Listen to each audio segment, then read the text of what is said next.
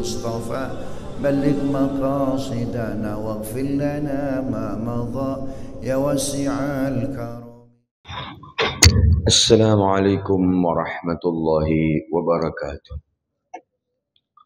Alhamdulillah nahmaduhu wa nasta'inuhu wa nastahdi natubu ilaih natawakkalu alaih na'udzu billahi min syururi anfusina sayyiati a'malina may yahdihillahu fala mudhillalah wa may yudlil fala hadiyalah. Asyhadu an la ilaha illallah wahdahu la syarikalah wa asyhadu anna Muhammadan 'abduhu wa rasuluh. Allahumma salli wa sallim wa barik wa an'im ala sayyidina wa habibina wa syafi'ina wa maulana Muhammad wa ala alihi wa ashabihi wa man salaka ala darbihi ila yaumil mu'ammi'ad. Hadirin jamaah yang dirahmati Allah Subhanahu wa taala, di kesempatan kali ini alhamdulillah kita masih diberikan kesehatan oleh Allah Subhanahu wa taala. Semoga apa-apa yang kita lakukan daripada rangkaian ibadah diterima oleh Allah Subhanahu wa taala. Pada kesempatan kali ini kita melanjutkan kajian daripada runtutan dari kitab Riyadhus Shalihin di bab sudah sampai kepada bab yang ketiga, melanjutkan hadis nomor 35.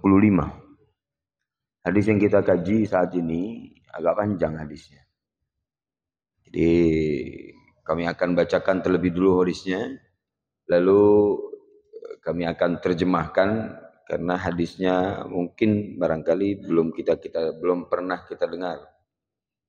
Menarik ini kejadian yang terjadi pada masa itu. Bismillahirrahmanirrahim.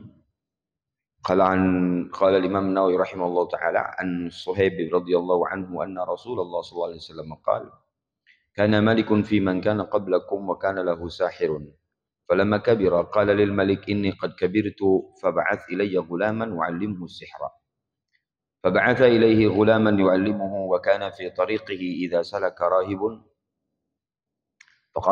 فقعد إليه وسمع كلامه فأعجبه وكان إذا أتى الساحرة مر بالراهب وقعد إليه فإذا أتى الساحرة ضربه فشكى ذلك إلى الراهب فقال إذا خشيت الساحرة فقل حسبي أهلي حبسني أهلي وإذا خشيت أهلك فقل حبسني الساحر. Sedikit-sedikit saya terjemahkannya supaya runtun cerita kisah ini. Jadi kisah ini pada hakikatnya diriwayatkan oleh Nabi tentang kejadian zaman dahulu kala. Sebelum Nabi Muhammad SAW diutus ke Mekah dan juga ke kota Madinah. Rasulullah SAW pernah bercerita, dahulu kala ada seorang raja di zaman dahulu, dia memiliki penyihir. Jadi lumrah dulu raja itu punya penyihir. Penyihirnya ini ahli-ahli nujumnya lah, ahli-ahli sihirnya. Bagaimana kita tahu tentang Nabi Musa yang melawan penyihirnya Fir'aun. Dahulu kala ada seorang raja, raja ini memiliki penyihir. Ketika penyihir ini sudah mulai tua renta, raja ini berkata, penyihir ini berkata kepada raja, wahai raja, aku sudah besar, sudah tua sekarang. Maka utuslah seorang anak muda, engkau pilih, aku akan ajari dia ilmu sihir yang aku punya. Lalu raja menunjuk satu anak muda untuk belajar kepadanya ilmu sihir. Dan di perjalanan, anak muda ini melewati seorang rohib. Rohib itu kalau zaman dahulu kala ya seorang ahli ibadah, kalau sekarang seorang yang soleh lah. Pendeta dalam versi agama terdahulu ya, bukan pendeta dalam versi sekarang. Jadi seorang ahli ibadah dari agama terdahulu. Faqa'ada ilaihi wa sami'a kalamahu fa'ajabahu. Orang soleh ini setiap anak muda ini lewat menuju belajar ilmu sihir, di perjalanan itu bertemu dengan raja ini, dengan ahli ibadah ini, orang soleh ini. Lalu anak muda tadi duduk di hadapan orang soleh ini dan beliau suka dengan percakapannya dan ajarannya. Dan seandainya dia lewati itu, dia selalu menyimpang terlebih dahulu ke orang soleh tadi. Kalau datang ke orang ahli sihir, dia belajar ke gurunya yang ahli sihir, dari mana? Lalu dipukul anak muda tadi yang belajar sihir. Lalu dia mengeluh kepada orang soleh tadi. Berkata anak muda ini, wahai guru, orang solehnya, aku takut setiap aku sampai ke tukang sihir yang aku belajar ilmu sihir darinya, aku selalu ditegur atau dipukul.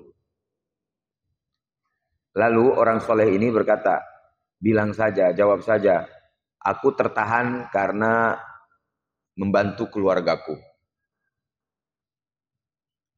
Wa idza khasyitu ahlak faqul habasani sahir. Kalau misalnya engkau takut dari keluarga engkau bertanya, kemana engkau? Bilang saja, aku lagi belajar dengan penyihir. Jadi anak muda ini dipilih oleh raja untuk mengestafetkan ilmu sihir tingkat kerajaan. Belajar ke seorang penyihir. Di perjalanan dia bertemu dengan seorang yang soleh, yang menyembah Allah Subhanahu Wa Taala.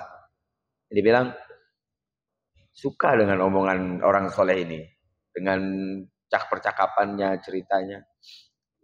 Tapi setiap dia sampai ke sana, ke rumah tukang sihir ini, dia dipukul.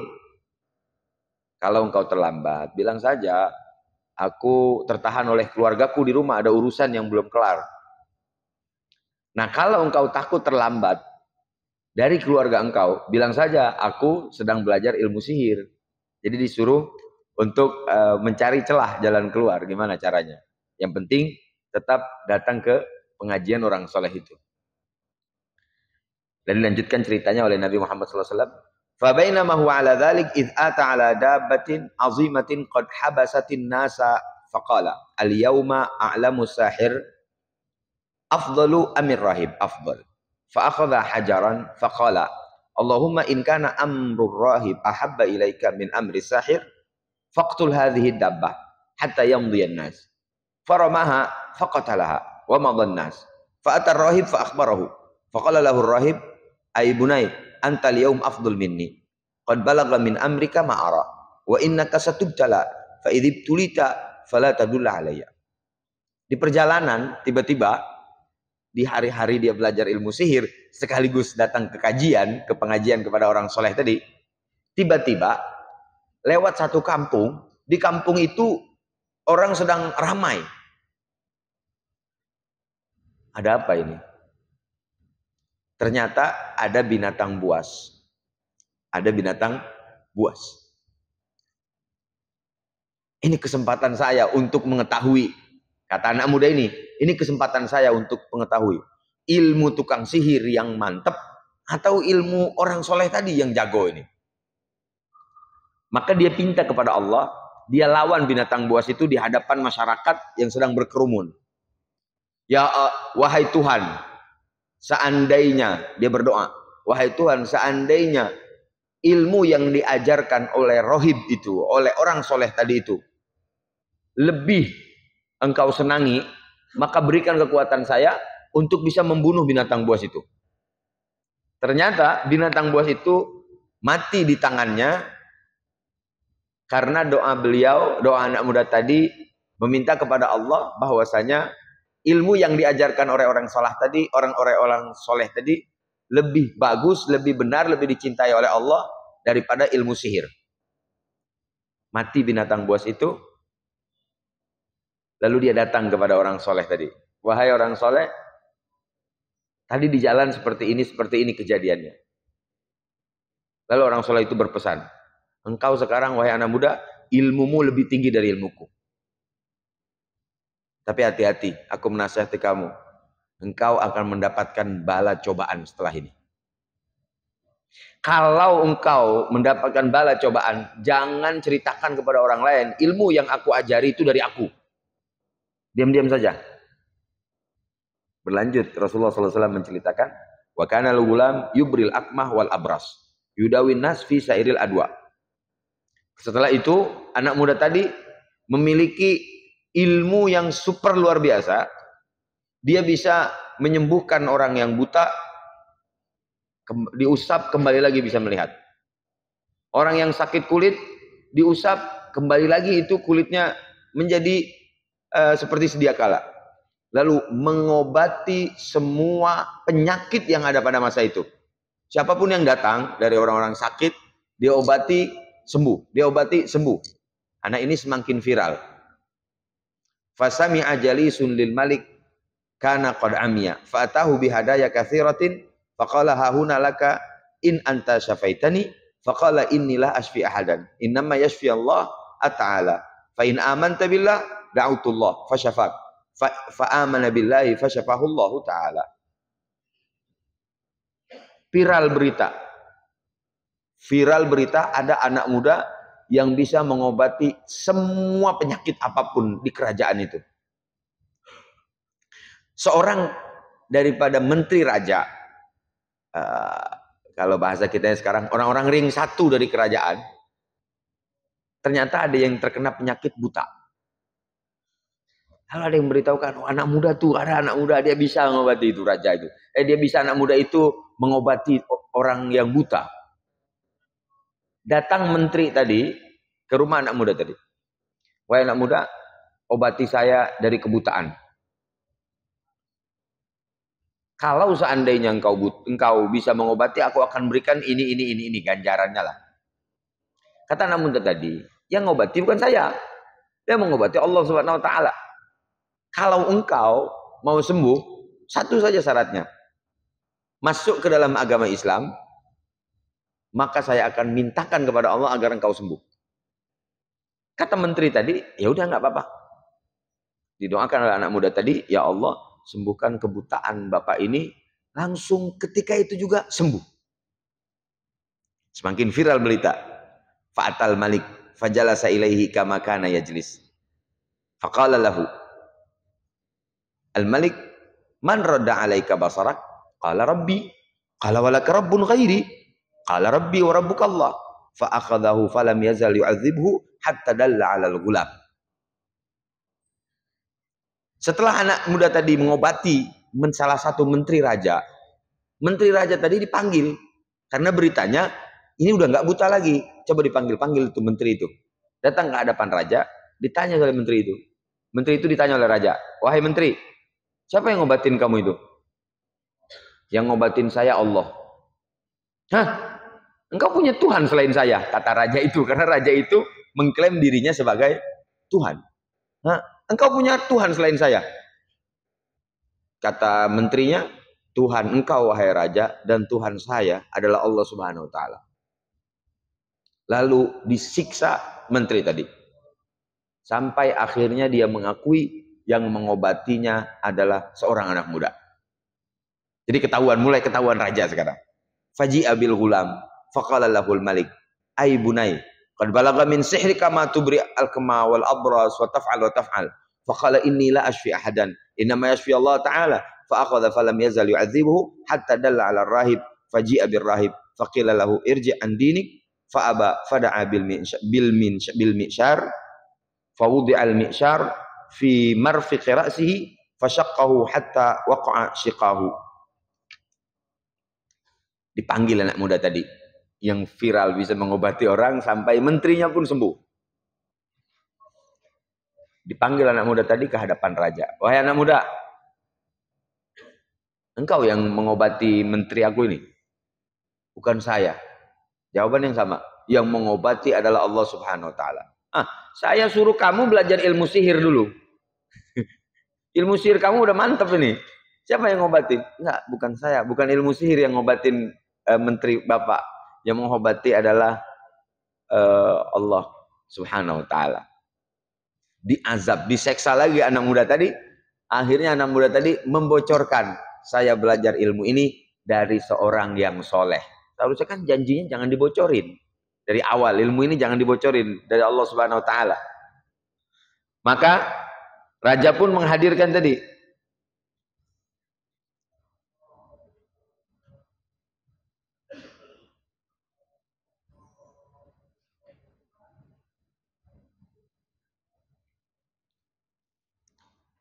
Nah, tadi Kaleb.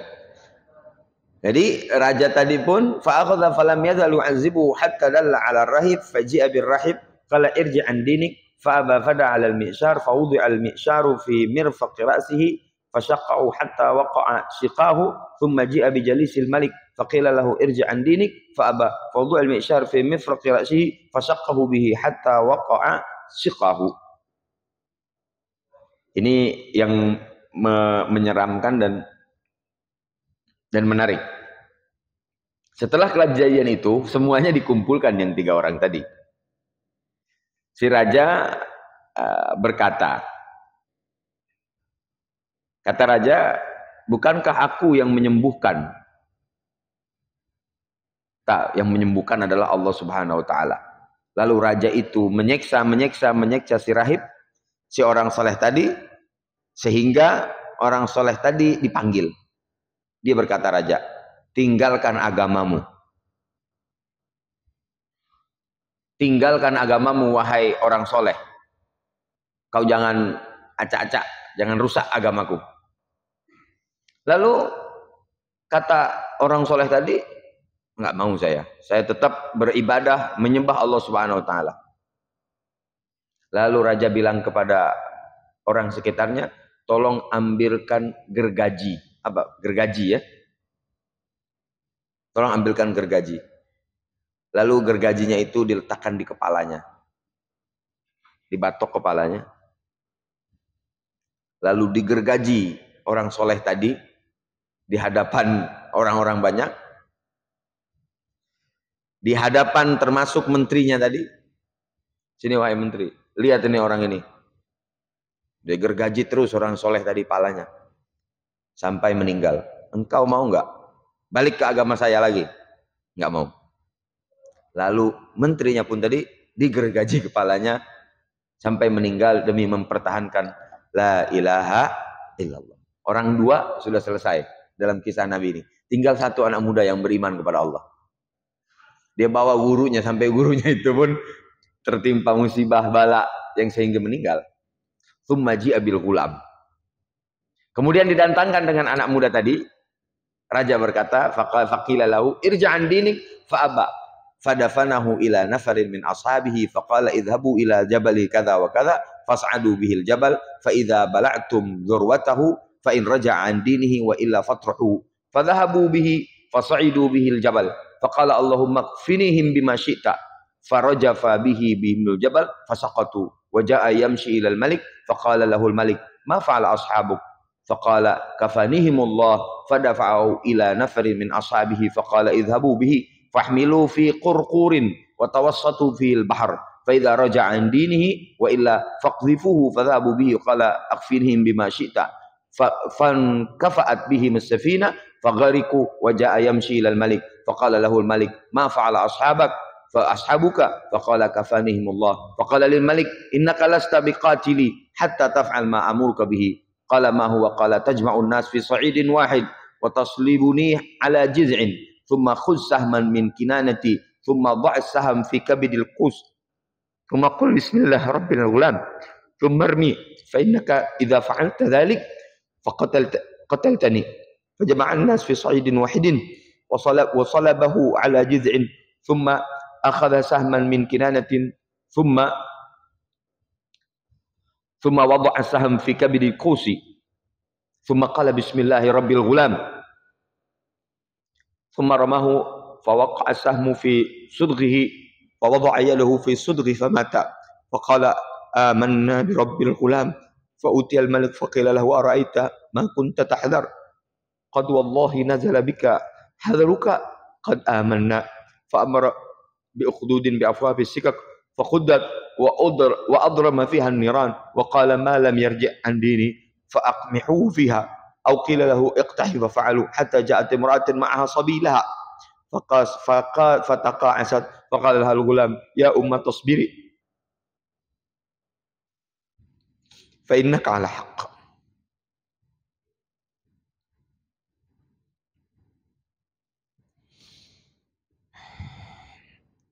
Anak muda tadi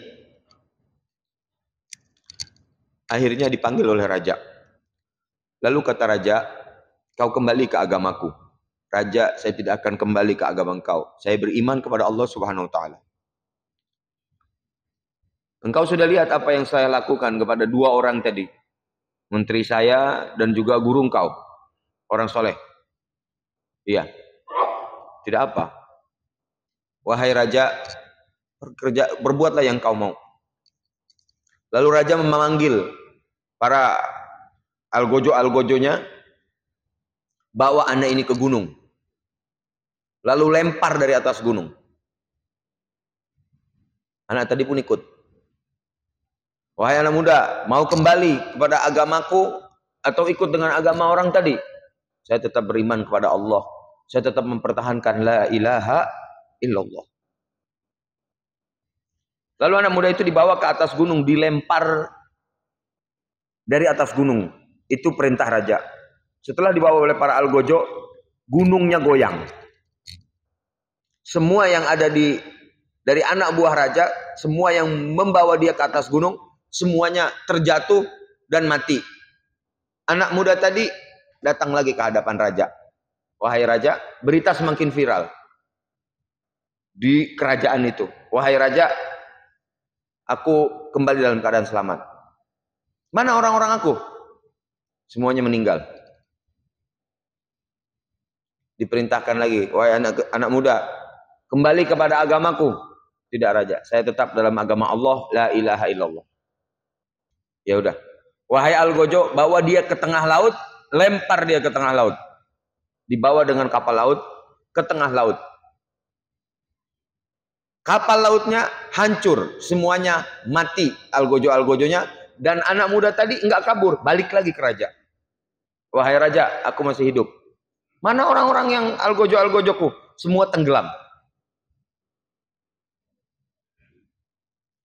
Wahai raja, engkau tidak akan bisa membunuhku sampai kapanpun. Hanya dengan satu cara. Anak muda ini cerdasnya luar biasa. Kecerdasannya luar biasa. Dia kasih tahu raja cara membunuh dirinya. Wahai raja, engkau bisa membunuhku hanya dengan satu cara. Apa caranya wahai raja? Wahai anak muda, apa caranya? Ambillah anak panah. Lalu gantunglah saya dan saliblah saya. Kumpulkan orang-orang sebanyak-banyaknya. Lalu ketika engkau ingin melemparkan anak panah itu, ucapkanlah amantu bi rabbil ghulam. Amantu bi rabbil ghulam artinya saya beriman kepada Tuhan anak muda ini. Yaitu Allah Subhanahu wa taala maksudnya. Dijebak, raja lah dijebak. Lalu anak itu disalib, dipertontonkan di hadapan rakyatnya, lalu dilempar anak panah itu sambil mengucap amantu bi rabbil ghulam. Saya beriman kepada Tuhan anak muda ini. Dilempar anak panah itu. Melesat ke jantung anak muda itu dan anak muda itu mati. Wafat. Ketika itu juga semua masyarakat yang ada di situ berkata amantu bi rabbil ghulam. Saya beriman kepada Tuhan anak muda itu. Sengaja karena supaya orang-orang dakwah dengan cara menjebak raja supaya orang-orang yang ada di kampung itu, di kerajaan itu tahu bahwasanya Tuhan saya adalah Tuhan yang sakti. Buktinya saya nggak bisa mati kecuali dengan panah yang dengan diucapkan bismillah atau amantu bi rabbil ghulam. Orang-orang sekampung masuk Islam. Raja bingung, diancam lagi sama raja. Siapa orang yang mengikuti beriman kepada Tuhannya anak muda ini, maka saya akan azab, saya akan seksa. Lalu raja ini mendapati seorang ibu yang beriman kepada Tuhannya anak muda ini. Azabnya lebih pedih lagi, lebih kasar lagi dan lebih menyakitkan lagi. Kalau tadi anak muda akhirnya meninggal di bawah anak panah, maka ada seorang ibu. Kemudian didatangkan kepada raja. Tahukah kamu akan sesuatu yang kau khawatirkan, demi Allah kini menimpamu. Orang-orang beriman seluruhnya. Si raja kemudian memerintahkan parit, membuat parit di jalan, kemudian disulut api. Raja berkata, siapapun yang tidak meninggalkan agamanya, jadi beriman dalam hitungan detik, hitungan menit, ketika anak muda itu kena mati, wafat dengan kalimat bismillah atau amantu bi rabbi fulan, sekampung semua masuk Islam. Raja berkata, siapa orang yang beriman dengan Tuhannya anak muda tadi, saya akan masukkan ke dalam parit api. Si raja kemudian memerintahkan membuat parit di jalan, kemudian disulutkan api di dalam parit itu. Raja berkata, siapapun yang tidak meninggalkan agamanya atau agama anak muda tadi, pangganglah di dalamnya. Mereka melakukannya hingga datanglah seorang wanita bersama anaknya. Wanita membawa bayi, membawa anak kecil. Sepertinya ia hendak mundur agar tidak terjatuh. Bayi ini berkata, mau dimasukkan ke dalam api itu bersama ibundanya. Bayi ini dengan cerdas berkata, bayi Pak, bersabarlah wahai ibu. Sesungguhnya engkau berada di atas kebenaran. Lalu ibu itu dimasukkan beserta anaknya. Jamaah yang dirahmati Allah Subhanahu wa taala, hadis ini diriwayatkan oleh Imam Bukhari dan Imam Muslim. Artinya hadis ini sahih 1000%. Kalau boleh di atas 100%, 1000%. Perjalanan dari seorang anak muda yang tadinya belajar sihir, lalu bergeser bertemu orang soleh, diajarkan ilmu, lalu mengobati banyak orang menjadi sembuh. Ilmu dari Allah Subhanahu wa taala, bukan ilmu sihir tentunya. Tidak perlu motong ayam hitam, tidak perlu mengambil telur, apa tuh biasanya pengobatan gitu, yang nggak jelas, tapi hanya dengan berdoa kepada Allah Subhanahu wa taala, menancapkan tauhid la ilaha illallah, tidak menyekutukan Allah, tidak melakukan kesyirikan-kesyirikan, penyembahan kepada selain Allah Subhanahu wa taala. Anak muda ini menghancurkan dengan tauhid kerajaan yang mengajarkan kepada kemusyrikan dan kekufuran. Anak muda ini diskenariokan oleh Allah Subhanahu wa taala untuk bisa mengislamkan banyak orang dalam hitungan detik ataupun menit, ketika dia mengorbankan jiwanya, tapi dia ingin semua orang yang berada di daerahnya itu beriman kepada Allah Subhanahu wa taala dengan dia mengajarkan doa. Ada satu doa Pak di dalam hadis ini, ada satu doa boleh kita pakai kalau kita dizolimin orang. Doa anak kecil ini boleh direkam, boleh ditulis di handphone, boleh diingat-ingat. Kalau kita dizolimin oleh orang, kita punya orang yang menzolimi kita, yang memusuhi kita. Ini doa anak muda ini. Dilempar dari gunung, nggak mati. Dilempar ke tengah laut, nggak mati. Ada doanya yang diajarkan oleh Nabi Muhammad dari kisah yang diceritakan oleh Nabi Muhammad SAW dari anak muda ini, yaitu doanya Allahumma kfini kaifa syi'ta au ma syi'ta. Allahumma kfini kaifa syi'ta. Mari sama-sama kita baca. Allahumma bersama-sama Pak. Allahumma ikfini kaifa syi'ta. Artinya, ya Allah, cukupkanlah urusan orang yang menzolimi saya ini. Ya Allah, bahasa kitanya begini. Ya Allah, cukupkanlah urusannya denganmu, orang yang menzolimi saya ini. Seolah-olah kita menyerahkan orang yang menzolimi kita, ingin menggeser jabatan kita, ingin mengurangi rezeki kita, ingin membatalkan ketenangan hidup kita di keluarga. Kita baca, Allahumma kfini kaifa syi'ta. Ya Allah, cukupkanlah urusan orang ini semaumu ya Allah. Allahumma kfini kaifa syi'ta. Nah, itu adalah doa daripada anak muda tadi yang meminta kepada Allah Subhanahu wa taala, dan orang yang ingin menghancurkan, bahkan ingin membunuh dia, membunuh anak muda ini, malah justru berbalik kepada dia. Atau lebih mudahnya lagi, Allahumma kfini bima syi'ta. Bisa bima syi'ta juga bisa Pak. Baca aja banyak-banyak Pak. Kalau ada yang ngezolimin kita Pak, ngezolimin perkara dunia maupun perkara keluarga, perkara pekerjaan, perkara bisnis kita, ada yang menzolimi, biasa kita bertemu dengan orang zalim, kita bilang Allahumma kfini bima syi'ta. Ya Allah, saya serahin urusan dia sama Engkau ya Allah. Balas ya Allah, begitu maksudnya. Seolah-olah maknanya. Allahumma kfini bima syi'ta. Ya Allah, cukupkan urusan dia, Engkau yang mengurus ya Allah. Ini doa anak muda ini. Yang selanjutnya adalah yang bisa kita ambil daripada hadis ini, bagaimana seorang yang mempertahankan la ilaha illallah di dalam hatinya, walaupun harus menumbangkan nyawanya, mengorbankan hartanya demi menjaga keutuhan la ilaha illallah. Maka ketika kita melawan sesuatu kezaliman lillahi ta'ala, dorongannya adalah Allah subhanahu wa ta'ala, pasti dicukupkan oleh Allah subhanahu wa ta'ala.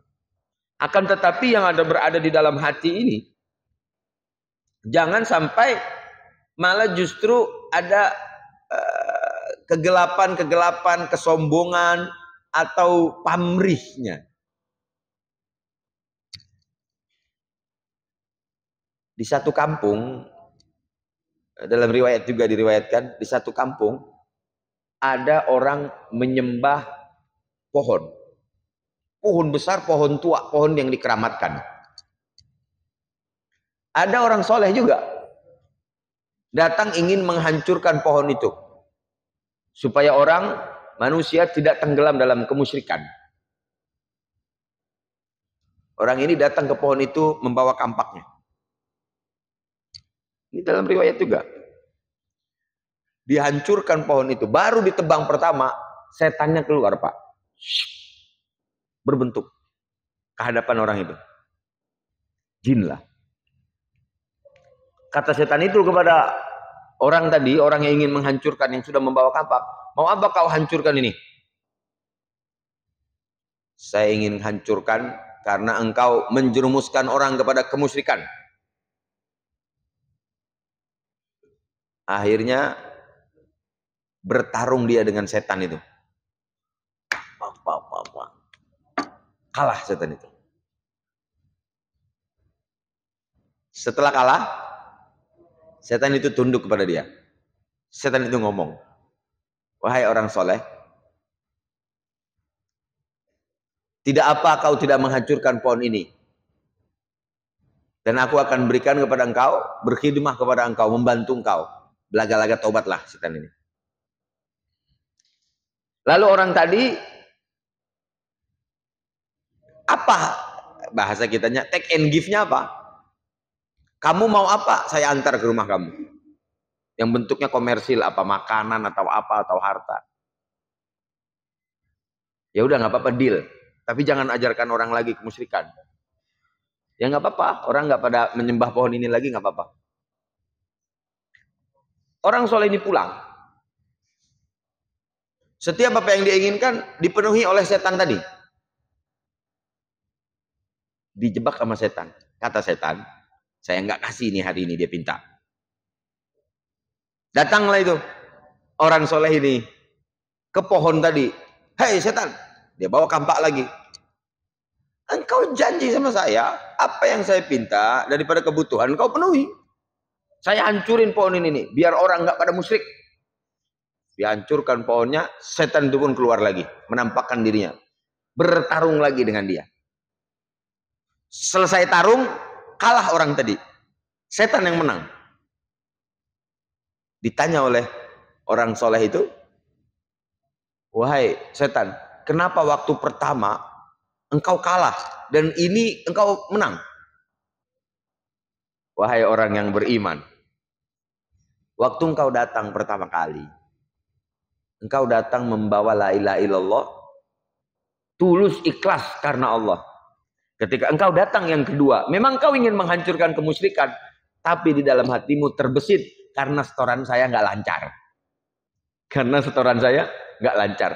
Sama-sama ingin mengubah kemunkaran, sama-sama ingin mengubah kemusyrikan, sama-sama ingin meninggalkan, menggeser sesuatu yang haram, tapi dorongan hati, dorongan keimanan, dorongan kebersihan jiwa, la ilaha illallah, amal lillahi ta'ala, keikhlasan, itu yang membuat setan itu kalah, bukan dorongan duniawi. Begitu juga ketika Sayyidina Ali radhiyallahu ta'ala ini maka pentingnya urusan hati ketika orang memperjuangkan agama Allah Subhanahu wa taala, ketika menyampaikan pesan Allah dan pesan Rasulullah SAW. Satu ketika Sayyidina Ali, Pak, yang keluar daripada sekolahannya Rasulullah, Pak. Rektornya langsung Rasulullah, Pak. Ngajinya sama Rasulullah, Pak. Rasulullah ngajinya dengan Jibril, Jibril ngajinya dapatnya dari Allah Subhanahu wa taala. Lihat bagaimana Sayyidina Ali, kronologi kejadian ini menjadi pelajaran buat kita yang akan saya ceritakan ini. Sayyidina Ali satu ketika dalam peperangan. Perang dulu itu tarung, satu lawan satu, pedang lawan pedang. Tenaga, kekuatan menjadi faktor inti kemenangan seseorang dan kelihayan dalam memainkan pedang dan berperangan. Sayyidina Ali di tengah peperangan melawan salah satu musuhnya. Musuhnya itu jatuh, dipukul, jatuh di hadapannya. Tinggal sama Sayyidina Ali dipukul dengan pedangnya. Tiba-tiba orang ini meludahi mulut Sayyidina, meludahi wajah Sayyidina Ali. Diludahi mulut Sayyidina, muka Sayyidina Ali dari mulut orang ini yang kafir.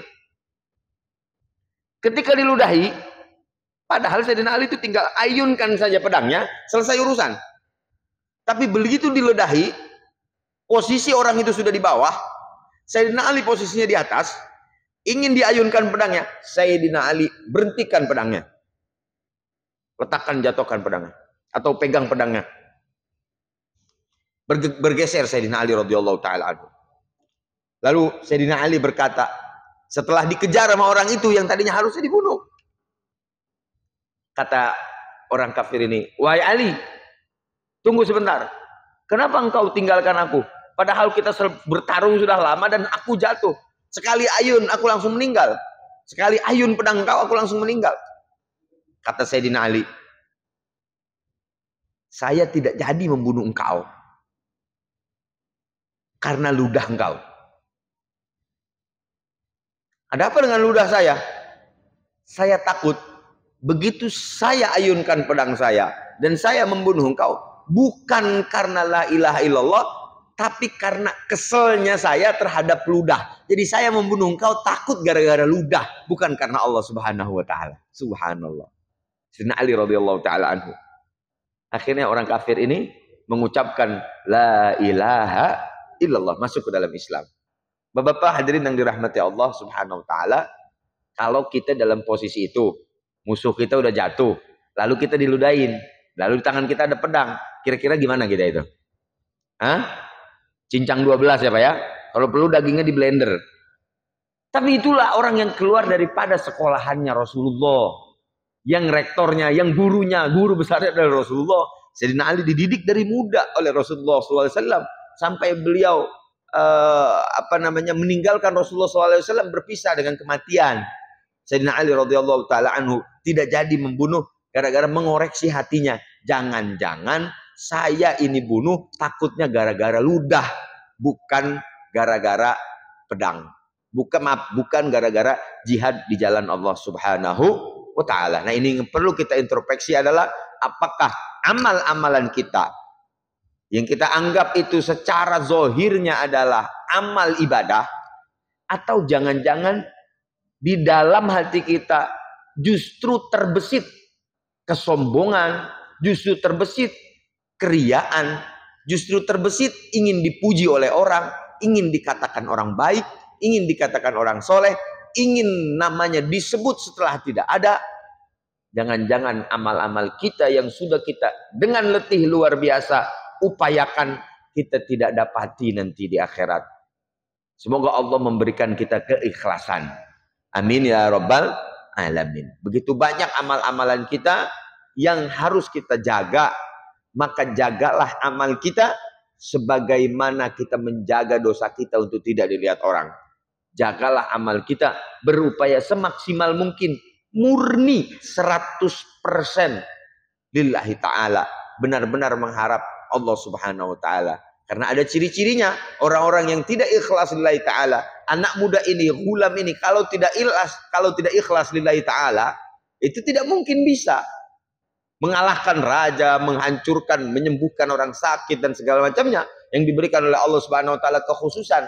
Tapi karena kejernihan jiwa, hati, penghambaan kepada Allah, mengharap dilihat oleh Allah subhanahu wa ta'ala, tidak melihat hamba-hamba yang lain, maka Allah subhanahu wa ta'ala berikan kekuatan kepada dia. Kita cek introspeksi diri kita, jangan-jangan amalan kita begitu dihadapkan, buku kita di hadapan Allah, ya Allah saya sudah melakukan ini, ya Allah saya sudah ibadah ini, ya Allah saya sudah ini. Ternyata kata Allah, tidak, engkau itu pengen dibilang baik. Ulama sekalipun. Tahu Bapak, Nabi pernah bicara apa? Awwalu ma yusha'ilibuhumun nar yaumal qiyamah. Orang yang paling pertama menjadi bara api, Pak. Di api neraka itu ada dua, Pak. Qari'ul Quran, orang yang menghafal Al-Quran. Tapi dia pengen dipuji, Pak. Karena suaranya bagus, Pak. Tapi dia pengen dipuji. Hafalannya banyaknya kamu. Karena dia pengen dipuji. Dilihat luar biasa solehnya kamu ini. Kata Rasulullah, itu orang yang paling pertama sebelum orang kafir masuk neraka, Pak.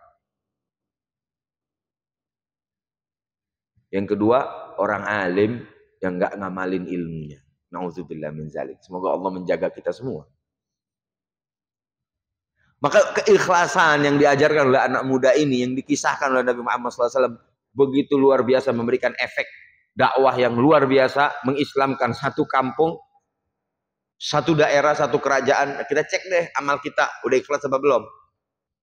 Ciri-ciri nggak ikhlas, ciri-ciri. Belum tentu nggak ikhlas nih saya ngomong. Ciri-ciri nggak ikhlas, kalau habis amal soleh diungkit, itu ciri-ciri nggak ikhlas. Halo Bapak, saya bantu dia udah ikhlas bener padahal. Nah itu tuh ciri-ciri nggak ikhlas tuh, Pak. Saya udah ikhlas tuh bantu dia, ciri-ciri nggak ikhlas. Karena kalau ikhlas nggak bakal diungkit, biasanya nggak bakal diungkit. Walaupun dia hanya ingin mengingatkan barangkali, tapi di dalam hatinya tetap ikhlas, yaitu agak-agak sulit ya Allah alam. Tapi secara itu dia akan terlihat. Kayak ini Pak, kayak kita lagi mau ngomongin orang, Pak. Ini saya bukan mau ngomongin orang nih, padahal mau ngomongin orang itu. Halo, betul nggak? Ini bukan mau ngomongin ini ya supaya kita nggak ikut kayak dia lah. Padahal lagi mau ngomongin orang. Jadi setan itu mengkamuflase. Banyak kata-kata itu dirangkai oleh setan. Making love, apa artinya making love? Hah? Apa, menyatukan cinta ya? Padahal itu berzina kan artinya kan? Ya, pekerja apa? WTS itu apa singkatannya Pak? Maaf.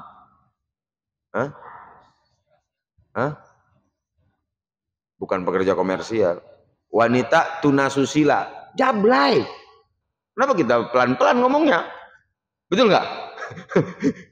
Coba kalau misalnya dibilangnya itu yang jelas saja, supaya apa? Supaya dia itu enggan untuk melakukan itu. Kita haluskan lagi bahasanya. Biar apa? Biar wanita apa begitulah, itulah, ya kan? Kalau supaya judi online. Ya judul ya. Judi online. Judi itu. Jadi kalau judi online kayaknya sudah tegas, itu cukup tegas tuh bahasanya, ya kan? Cukup tegas. Jadi ada kalimat-kalimat memang seharusnya itu memang diungkapkan dengan seada-adanya agar menjauh orang-orang itu daripada amalan itu, Pak. Ya, tapi bukan untuk memarginalkan, karena mereka yang ahli-ahli maksiat, mereka yang melakukan kemungkaran, bisa jadi di ujung hidupnya itu mendapatkan hidayah dari Allah. Justru naudzubillah min zalik, orang yang ahli ibadah itu tidak mendapat kufur sebelum meninggalnya, menjauh dari Allah sebelum wafatnya. itu bisa jadi yang ahli ibadah meleset ke dalam neraka, yang tadinya ahli maksiat dia bertobat kepada Allah Subhanahu wa taala sebenar-benarnya taubat, maka dia masuk ke dalam surga Allah Subhanahu wa taala. Bukan untuk bukan untuk merendahkan ahli maksiat, karena Imam Ibnu Athaillah As-Sakandari pernah berkata, rubba maksiatin aw rasat zullan wan kisara khairun min ta'atin aw rasat izzan wastikbara. Barangkali dosa yang dibarengin dengan merasa hancur di hadapan Tuhan lebih baik daripada taat yang dibarengi dengan kesombongan. Orang yang melakukan maksiat setelah kembali, ya Allah saya terpeleset lagi dari jalanmu ya Allah.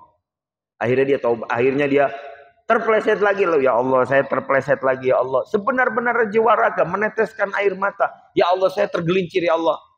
Itu lebih baik daripada orang yang selalu melakukan taat, melakukan sedekah, melakukan apa, tapi untuk apa? Untuk sombong. Kalau bukan karena saya yang bantu, nggak jadi acara itu. Itu lebih hina daripada ahli maksiat yang selalu bertaubat kepada Allah Subhanahu wa taala, yang merasa hancur jiwanya di hadapan Allah Subhanahu wa taala. Itulah karena rahmat Allah Subhanahu wa taala bisa diberikan kepada siapa-siapa. Kita jernihkan hati kita, kita bersihkan jiwa kita agar apa-apa yang kita amalkan, kita bekalkan di dunia ini, dari sholat, puasa, apapun lah yang perkara-perkara ringan, membantu teman kita. Jangan bernilai take and give. Jangan selalu bekerja dengan Tuhan itu 1 tambah 1 2. Bekerja dengan Tuhan artinya bermuamalah dengan Allah. Jangan selalu melakukan seperti interaksi kita dengan manusia. Interaksi dengan manusia itu, lu bantu gua bantu lu. Kau bantu saya bantu kau. Karena engkau membantu saya, maka saya akan membantu engkau. Itu. Tapi pada Allah Subhanahu wa taala, kita tidak pernah minta pun kita dikasih. Kok kita kalau beribadah kepada Allah, ada satu yang ingin digolkan oleh Allah oleh kita, lalu kita tahajud, lalu tidak diberi oleh Allah? Allah tidak adil. Allah sangat adil, Pak. Kalau seandainya kesehatan yang Allah Subhanahu wa taala berikan dikalkulasikan dengan nilai keuangan atau dikalkulasikan dengan nilai ketaatan, runtuh semua kita, Pak. Runtuh semua, termasuk saya. Runtuh semua kita. Karena apa? Karena tidak bisa ibadah kita itu membayar kebaikan nikmat Allah setiap detiknya. Misalnya 1 rakaat dibayar dengan 1 napas. Berapa rakaat yang kita butuhkan? 1 la ilaha illallah, misalnya kata Allah, kau ngucap dulu la ilaha illallah 1 kali, baru aku akan berikan 1 tarikan napas. Berapa butuh la ilaha illallah 1 hari kita, Pak? Oksigen berapa yang kita butuhkan beli, Pak? Mungkin teman-teman kita udah ada yang sakit, dia butuh oksigen setiap kemana-mana, di mobilnya selalu ada oksigen, takut terjadi punya penyakit, dia harus menyiapkan oksigennya di mana, di kantornya, di kendaraannya. Tapi Allah berikan kepada kita percuma kesehatan, kenikmatan hidup, ketenangan pikiran, kebaikan istri. Ketika kita keluar rumah, kita nggak khawatir istri kita main sesuatu atau berkhianat di belakang kita. Ketenangan kita itu. Anak kita taat, ketenangan dari Allah yang tidak bisa dibayar. Orang memiliki harta segunung, pengen anaknya jadi soleh, belum tentu bisa dia bayar kepada siapapun. Karena kesolehan itu adalah pemberian dari Allah Subhanahu wa taala. Mudah-mudahan apa yang kita kaji pada kesempatan kali ini ada manfaatnya, menjadi bekal langkah kita selanjutnya dari kisah yang dikisahkan oleh Rasulullah, bukan oleh saya, oleh Rasulullah sallallahu alaihi wasallam. Saya membacakan kisah dari Nabi Muhammad sallallahu alaihi wasallam tentang seorang anak muda yang membawa bendera la ilaha illallah di hadapan kekuasaan yang luar biasa, dan Allah berikan kepada dia kekuatan yang luar biasa dari Allah Subhanahu wa taala. Mudah-mudahan anak kita dijadikan anak-anak yang soleh, yang berbakti kepada orang tuanya, manfaat untuk orang tua dan agama serta bangsanya yang dicintai. Al-Fatihah. Alhamdulillahirabbil Ar-Rahmanir-Rahim. Maliki yaumiddin. Tanya. Cukup? Mungkin masih ada yang bertanya? Cukupkan doa. Alhamdulillahirabbil alamin wa shalli ala sayyidina Muhammad. Allahumma rzuqna hubban fil ilm wa fahman fil ilm. Subhanakallahumma bihamdika asyhadu an la ilaha illa anta astaghfiruka wa atubu ilaik. Shallallahu alaihi wasallam Muhammad walhamdulillahirabbil alamin. Assalamualaikum warahmatullahi wabarakatuh.